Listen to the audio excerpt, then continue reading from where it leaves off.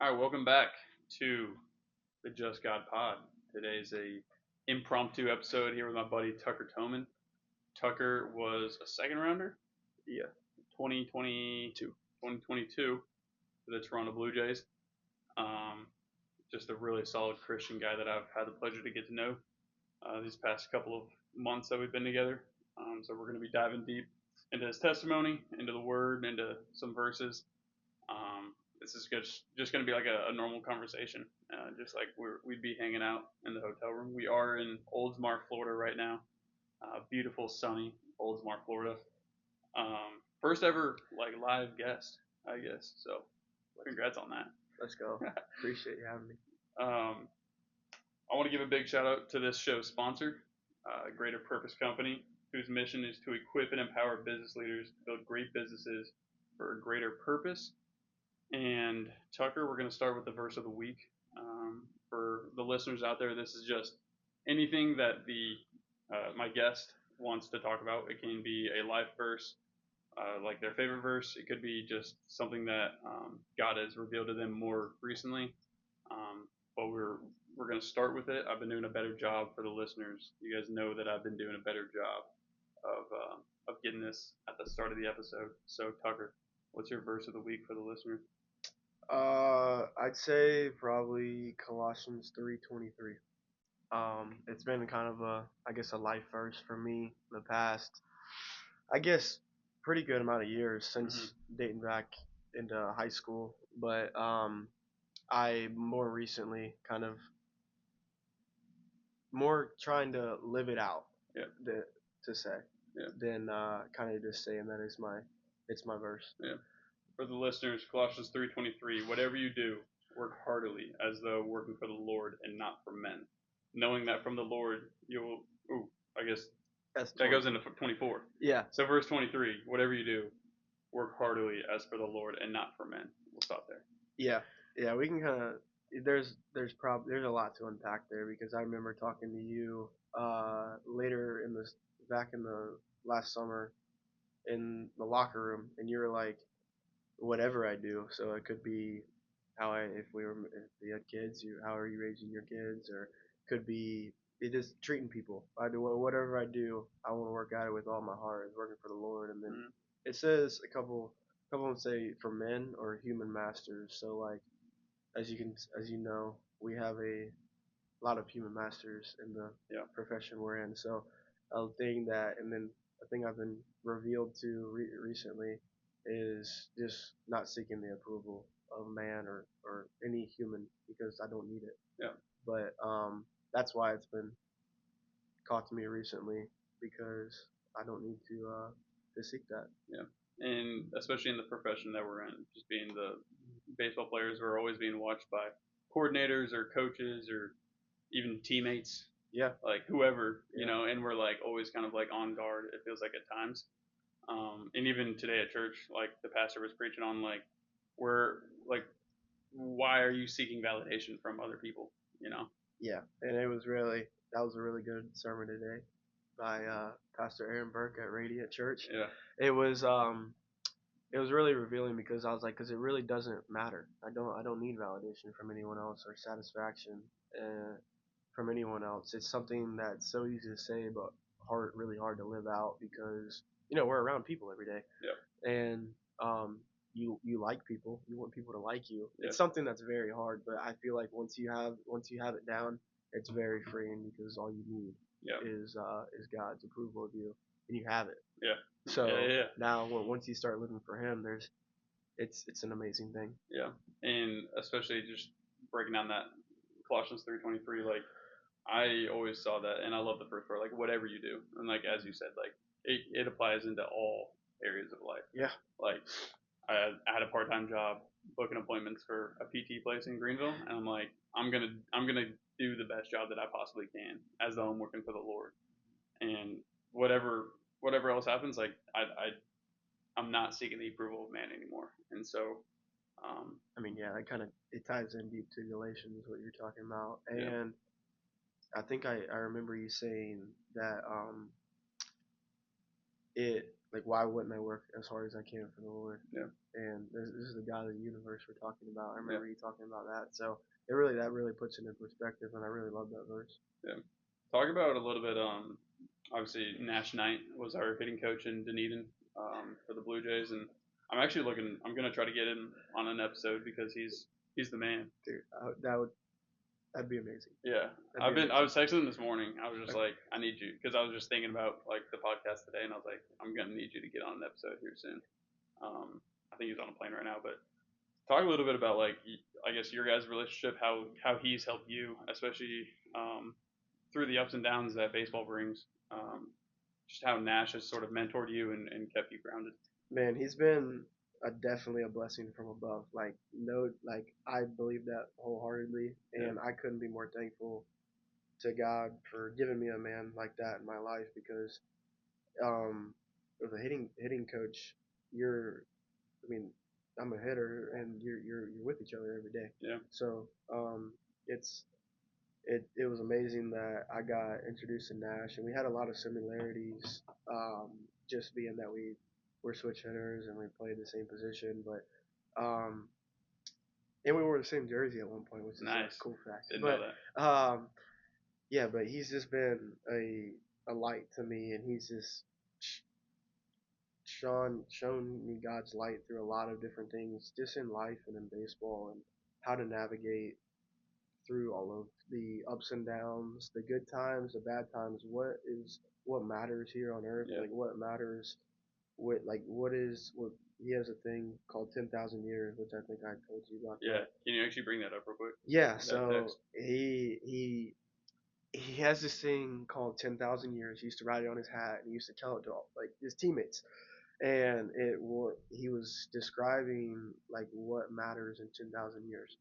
And he's like, when you think about it, he's like, do you think people are gonna remember like what are people gonna remember and what is gonna matter in 10,000 years? Yeah. And your approval, or of anyone, all that stuff's gonna fade. It doesn't matter. What matters is that you're honoring and pleasing and serving and worshiping God, and that your family honors you or respects you. Yeah. And he really opened that up to me. And then he also added in like he was like, if you draw a line from the stands to outside of the stadium, he was like, that's your life. He was like, if you draw a dot on it, that's your baseball career. Yeah. So it really puts into perspective of baseball. But and then he was like, after that is eternity. Mm-hmm. So that it's an eternal perspective that really frees you because you know that baseball is not everything. Yeah.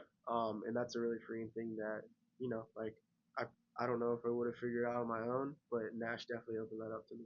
Yeah, he's just been like a really strong mentor in my life already, and I've only known him for like a couple months. Yeah, but it's like, crazy. He has that effect for sure. Yeah, I'll just go up to him and be like, dude, like, I need help with this. I need some advice with this. Like, not even like baseball wise, obviously. Like, yes, he is our hitting coach, but like I view him way more than just as our hitting coach. Like, I do view him as a Christian mentor, and that's tough in sports. I feel like separating like, all right, I'm gonna be like that coach to player relationship is like obviously very important, but like I said, I've had very few coaches in my life that can make it feel like this is just like a relationship, like not a friendship, but like a relationship that goes both ways, that has like open communication, and I can go to with anything and trust with anything, and it's special. And he is a special dude. So for the listeners, whenever I can get him on this podcast, you guys are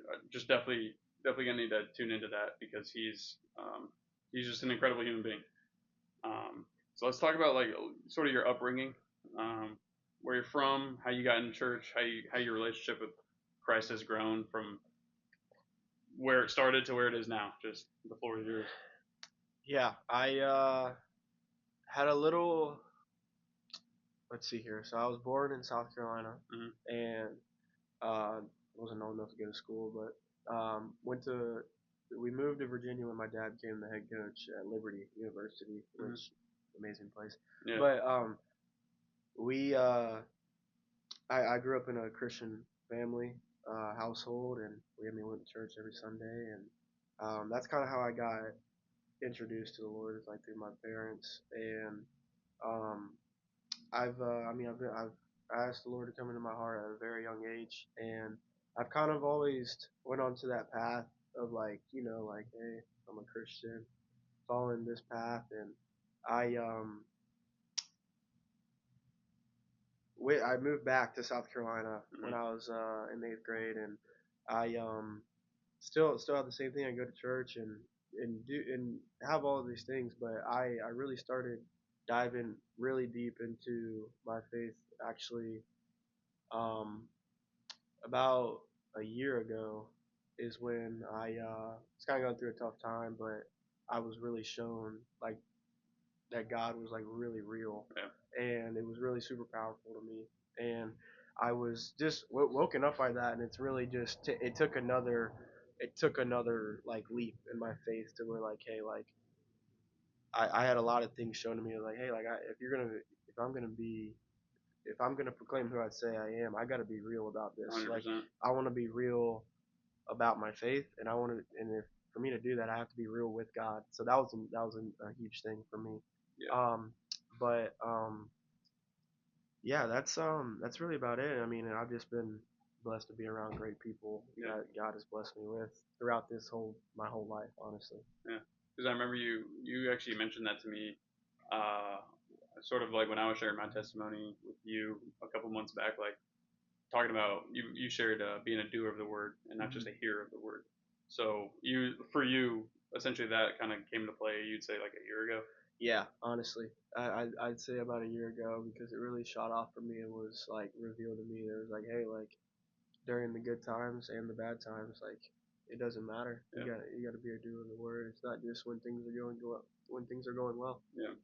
My guest last week, Chrissy Geloso, her verses were Matthew 6:18 and 20, talking about where you're gonna store up your treasures. Mm-hmm. You know, you're gonna do it here on earth, where thieves break in and steal and moth and rust destroy, or you're gonna lay them up in heaven, where thieves can't break in and steal, and moth and rust can't destroy. And so, um, I just bring that up because that's for us, I think, a good way to stay grounded in our faith. Like, and just for anybody, not just like baseball players, obviously, but for anybody, like what you really pour into here on earth needs to be intentional with God's purpose, I believe, and not just focusing on the materialistic things that this life has to offer. So, all right, let's talk about Peyton because she's obviously a godly woman and somebody that keeps you grounded.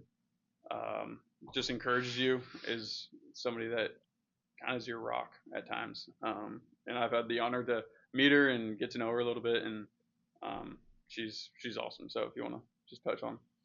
Yeah, no, she's awesome. She's for sure another blessing from above that I've been blessed with. I mean, she has helped me out a lot, just helping me understand that my identity is not in baseball, and whether good or bad.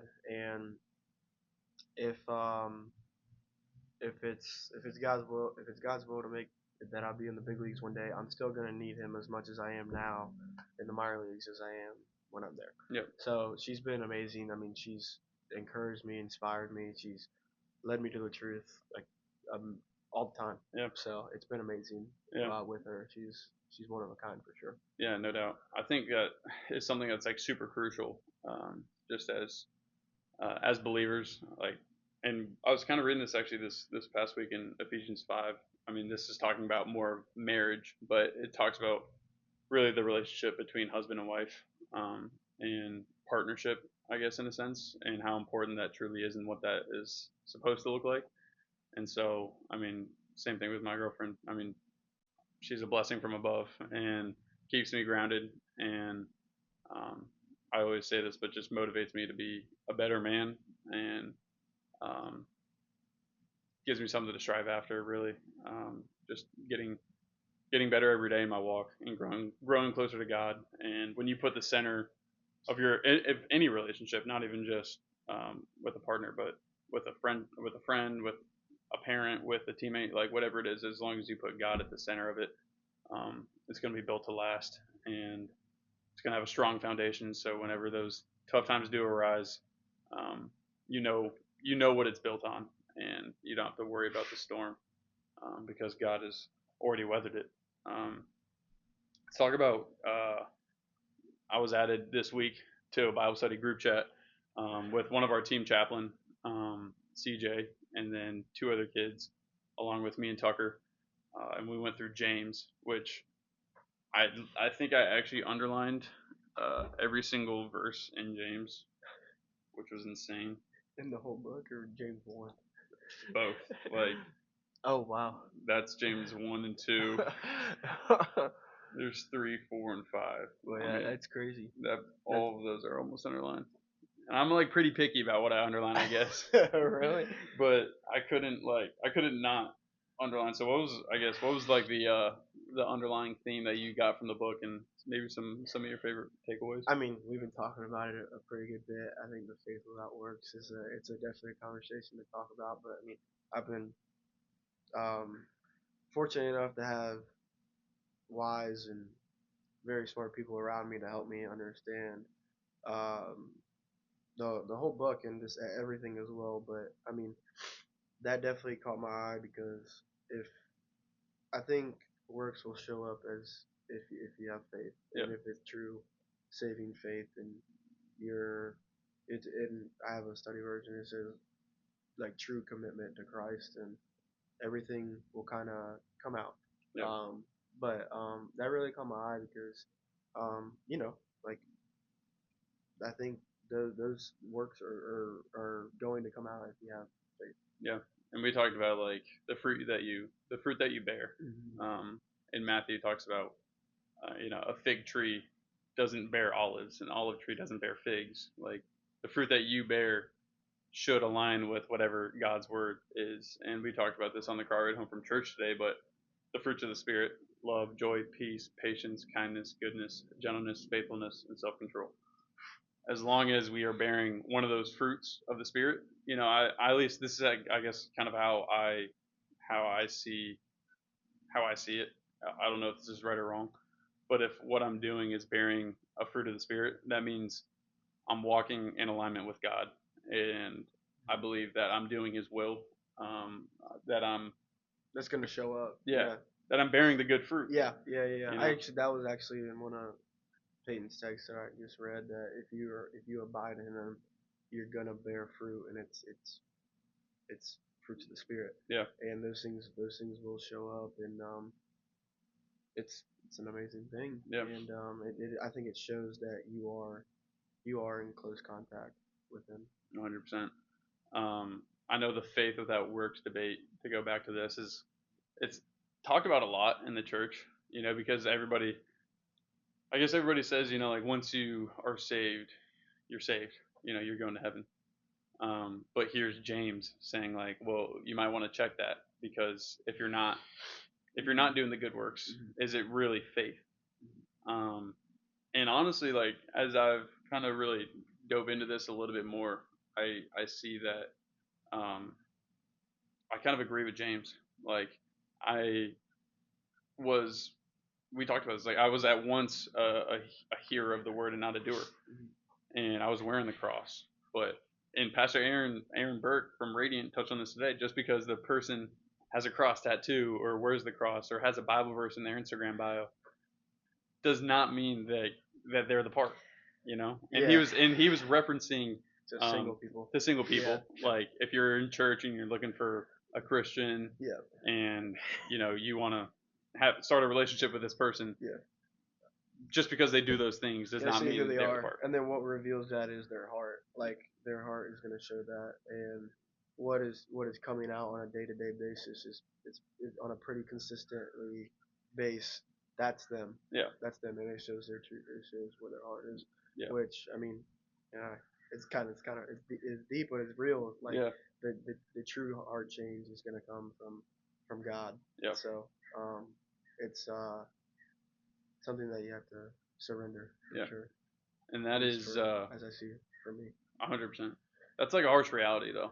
Like people, I think, like they just want to be saved and then they want to go back to their normal life. But like God calls us to so much more than just living the old life. I mean, in 2 Corinthians talks about the old is gone, the new has come. Yeah. Like, and Galatians 2:20 says the same thing. I've been crucified with Christ. It's no longer I who live, but He who lives in me.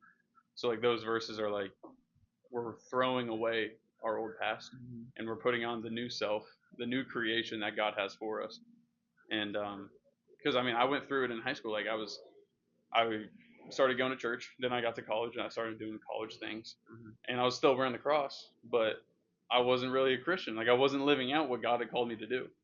And the harsh reality is, I think that's a lot of Christians today. Like, and people might not like to hear that, but like I said, and what James is saying here is like, well, faith without works is dead. It's dead faith. Dead faith, yeah. Yeah. And so I kind of agree with him. Yeah. Um, Yeah, I mean, I agree. it's a harsh reality, like I said. Yeah. And I think for the years in college that I was wearing the cross, but doing the complete opposite of what God wanted me to do, I think, and I think a lot of people do this, like they try to make up reasons in their minds or like try to validate themselves for like what they're doing is like okay, like it's not that bad. Or, like a lot of it's like, well, I'm better than that guy, you know, like I'm not doing what he's doing, but that's just not what God calls us to do as believers and disciples. Like he calls us to be to a whole new level and something different from the world. 100% set apart.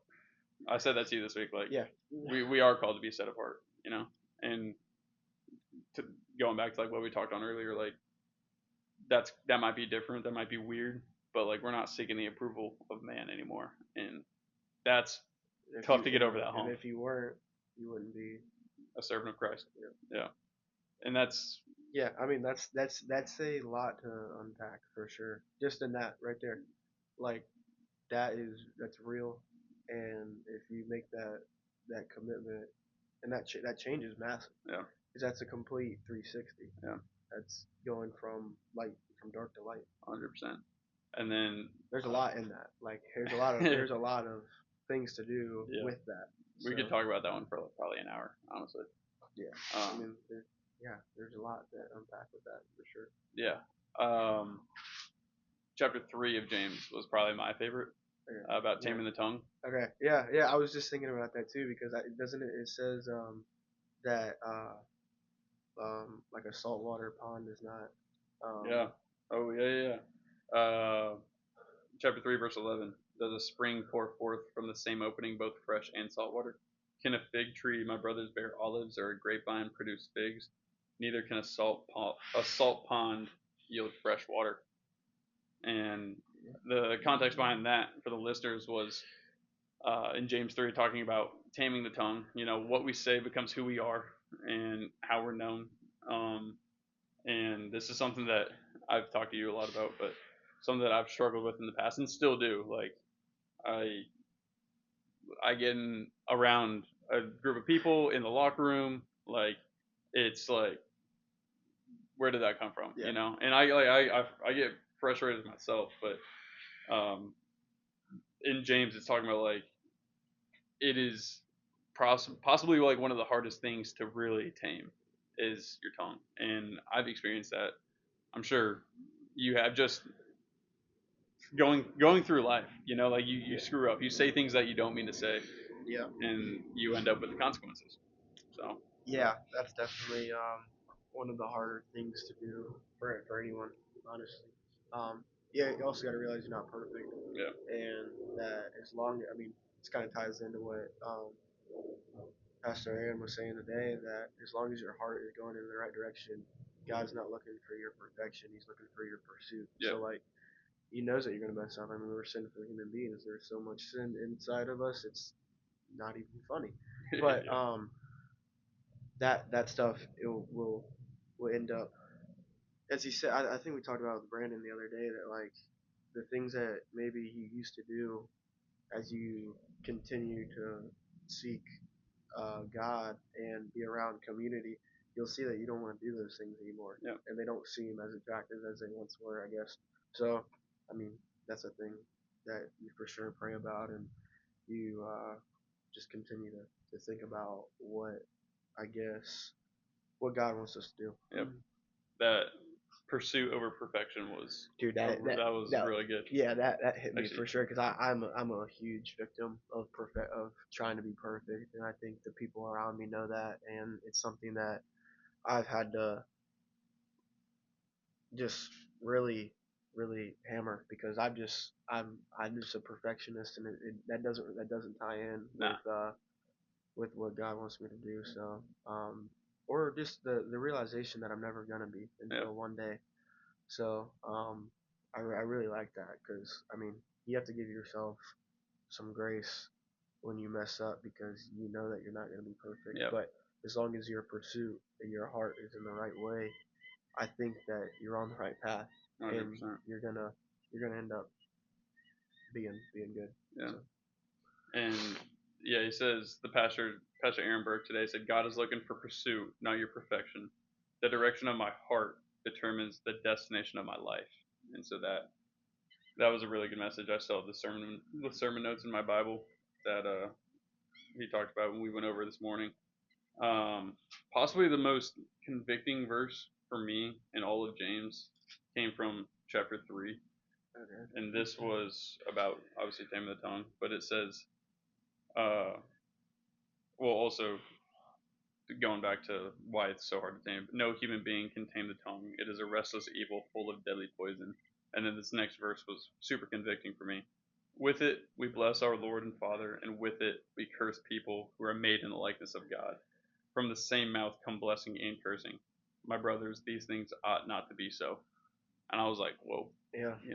like whether it's like me talking behind somebody's back, and it's like, or like just even the judgmental thoughts that go on through my head when I see somebody, and I'm like, Yeah. Yeah. like that is terrible, Yeah. And then if I say it, then it's like the same mouth that literally praises God is the same one that is cursing some, like it could be a stranger, and I'm just like, yeah, it makes me think of Romans 7 when Paul is like, why do I do the things that I don't want to do, and I do the things that I am not supposed to do? Uh-huh. And he's like, well, thanks be to God for delivering me from my sin. Mm-hmm. And that Romans 7, a lot of people talk about Romans 8, and Romans 8 is a phenomenal chapter in Mm-hmm. Romans, in the entire Bible.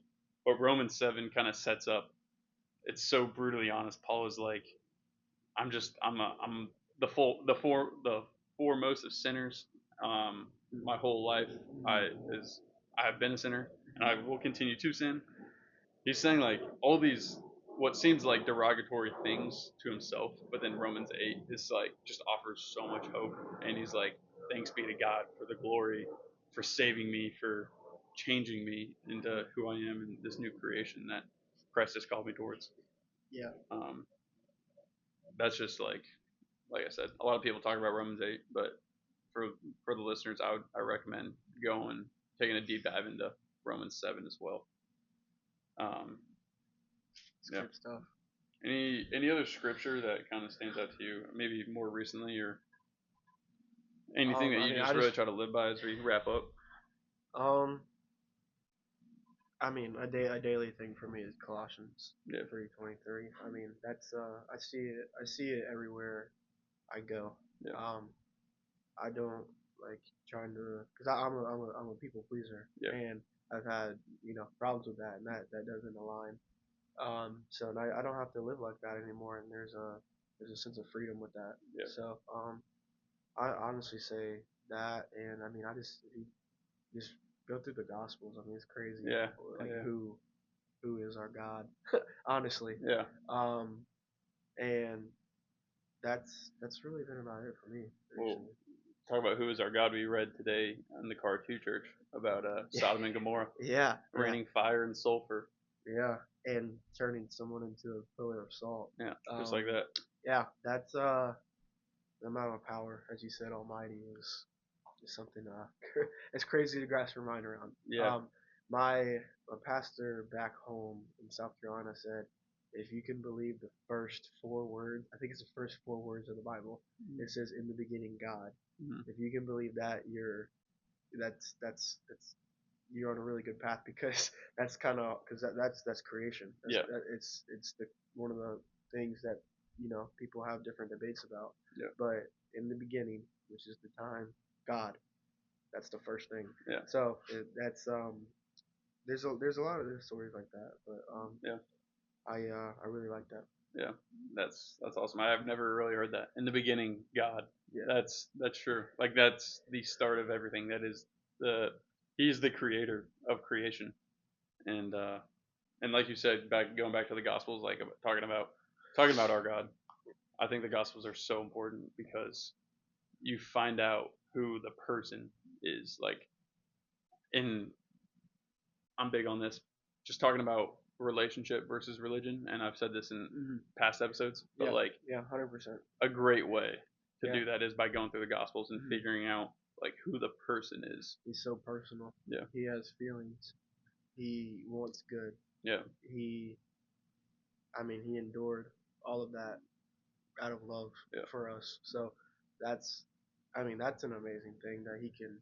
That I mean, that he just did that for us, and that shows who character of God. Yeah. It's out of love. I mean, I was talking to my grandparents the other day, and it was like we will never know the depth that God has for us until heaven one day. Yeah. And I mean, when you think about it, that's true. Like Yeah. everything in our lives that has happened for a reason, and His hand is upon it, and He's doing it out of love. Yeah. Even the little things. Yeah. So, especially the little things. yeah, Like he's in the fine details too. Yeah. Yeah. Yeah, and I was talking to my dad about this. Like he craves that relationship with us, and in order, like this is just, I guess the prayer that I used to pray, and I still do, but especially like early in my walk, I would say, actually I take that back. When I really wanted to get close to God, like when I wanted that personal relationship with Him, about a year and a half, maybe 2 years ago, the prayer was like, God, show me who you are as a person. Like I want to know you. Like I want to know everything about you, as if you're sitting right next to me and I'm talking to you. Well, that's great because if you draw near to Him, He's going to draw near to you. And if you seek Him with all your heart, you're going to find Him. Yeah, and I think He says that. Yeah, and He says that in His Word. So yeah, that's an encouraging and hopeful thing right there. yeah, He's not gonna shun away from you. yeah, So yeah, that's really cool. yeah. And I think a way to know Him and get to hear Him is by getting into the Word. Because I mean, this is literally Him. That's it right there. He's right here in front of us, and we have access to it on our phones, even if we really wanted to. Which the Bible app is pretty helpful for me. I do go on that a lot, but yeah, draw near to God, and He'll draw near to you. Parker Bird's dad actually said that on an episode a couple weeks back. That guy's the goat. But no, man, I appreciate you coming on. This was good. Next week, I do have a couple of my buddies from my Bible study joining. Kyle and Bo. For those of you that are from Haymarket, you guys know Kyle Canestra and Bo Curtis. They're my good friends. But until then, take care and God bless.